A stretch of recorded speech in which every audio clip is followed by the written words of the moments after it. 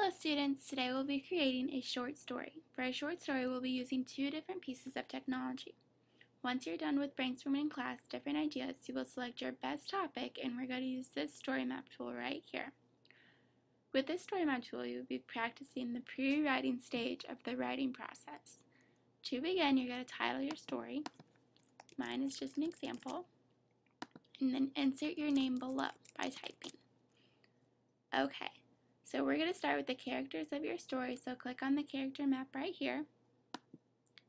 And I've already completed this just to save time, but as an example, you're going to look and see in the boxes what kind of stuff I'm looking for. But to start, you're going to insert your name here. It's not your name, it's the character's name that you make up and the one that you created.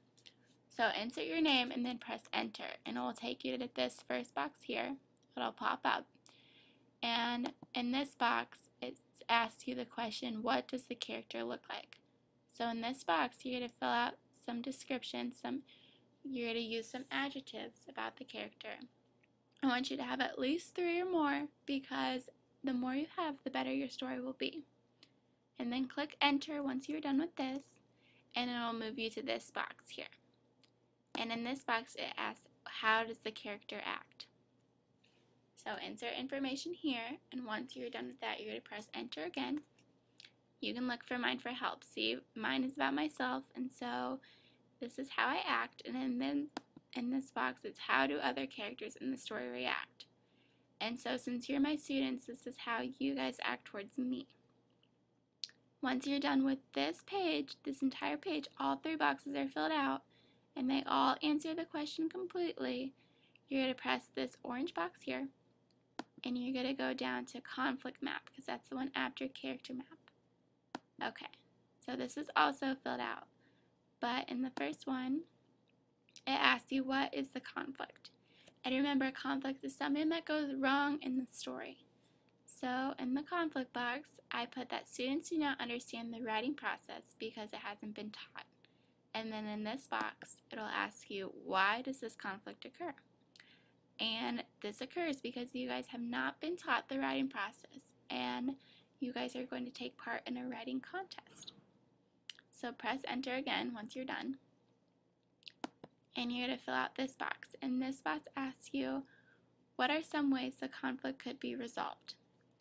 So as a teacher, Miss A should teach her students about the writing process through a podcast. Okay. Once you're done with all 3 boxes here, you're going to click this, and you're going to go to your resolution. And a resolution is how the conflict is resolved. So in the first box, I said that you guys will listen to the podcast to learn the writing process. And then what happens after the conflict is resolved? The students are able to write their own stories, and they win the school's writing contest. So press enter again, just like you've done on all the other ones when you're done with this box, because this box will be the only one on the page. And so to get this new box, you have to press enter. Press enter to get the last box, and it asks you up here, always answer this question up here in the boxes below. How does this conflict and the resolution affect the character? And I said that this teacher is so proud of her class, she throws them a pizza party to celebrate their great work. Okay, and then once this page is filled out, you're going to go to your setting. We all know what a setting is. So once again, answer the questions that come up here when you have this box.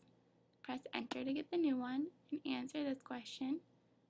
Then press enter to get the last one, and it says write a detailed description. So this one, I'm looking for a lot more information than the other two, because the other two are just a place and a time.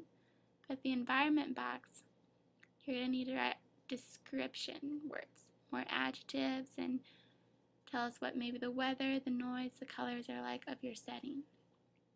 Okay, once you're done with all 4 of the maps here, you're going to press print, and you're going to click every box. Make sure I come look at yours before you print. So you're going to have every box clicked, and then you're going to hit next, go to print, and then in this box here, you're going to hit OK. If it will let me. OK. and then when it says print, you're going to hit this print button again.